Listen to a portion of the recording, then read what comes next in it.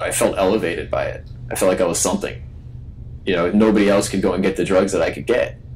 And they needed me. You know, and the way I saw it at that time, I was so sick that to me heroin was medicine. You know, it was something I needed. And it was something they needed. You know, and it would be wrong for me not to do it, not to help them. I was a drug dealer.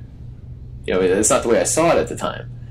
I saw it as helping people. For me, it made me feel like a hero in a way to people, which is sick.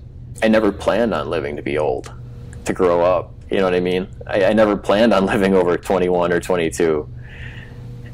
And that's where the heroin really took effect.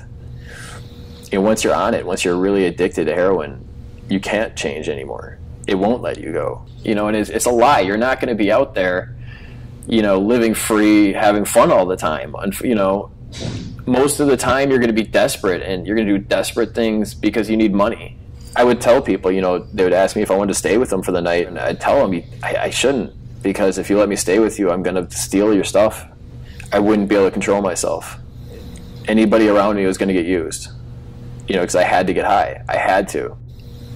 I would be in bathrooms trying to find a vein in the middle of the night because it's so cold. My arms, you know, I couldn't find a vein anymore. And they don't tell you that.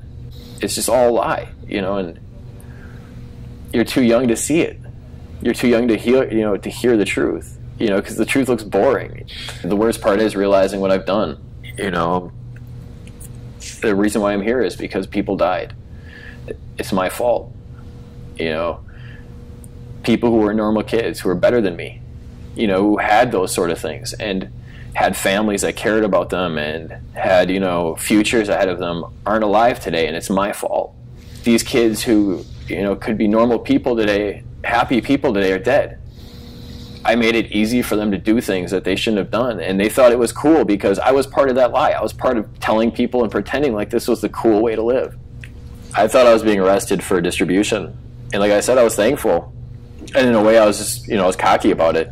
Like, yeah, I did it, you know, send me to prison, let's get this going, you know, I want to me, prison seemed like a good option. And then they told me, well, we got to tell you, we're not arresting you for distribution, we're, you know, arresting you for reckless homicide. The girl that was driving the car yesterday died. She overdosed last night. I didn't know she had died. I wasn't there. In a flash, I kind of understood, you know, just what I'd done. I came in prison at 23 years old, and I'm going to get out when I'm 48. I don't have a life. I don't have a future. I wake up to hell every day, and I got to be thankful for it. I got to be, because I'm the lucky one. You know, I can go through photographs I have from when I was a kid, and I can't think of more than one or two people in all these pictures who are still alive. You know, and they would trade with me, and that's sick.